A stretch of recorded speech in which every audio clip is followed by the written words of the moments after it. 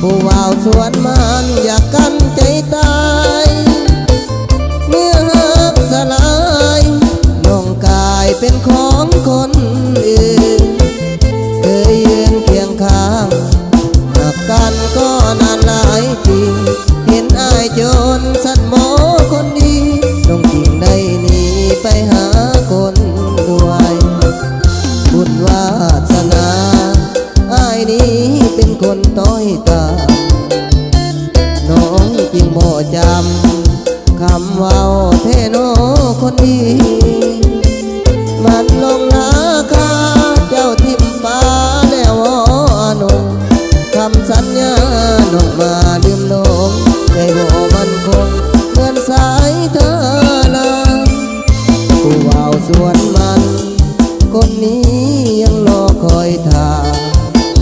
นั่งใจลอยคอยหาคิดว่าน้องนั้นขึ้นมาดีใจจนสั่นที่เทอ้ายนั้นฝันหา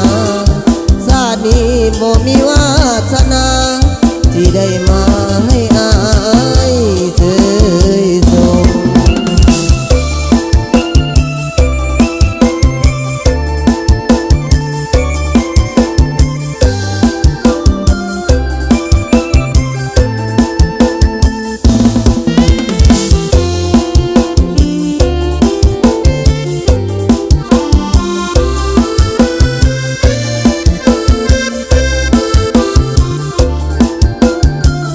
บุญวาสนา